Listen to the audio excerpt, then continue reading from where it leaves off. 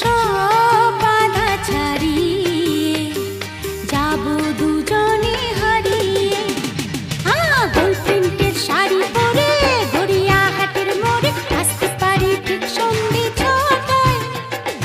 এলাম যে কথা নিতে পুজো অষ্টমীতে।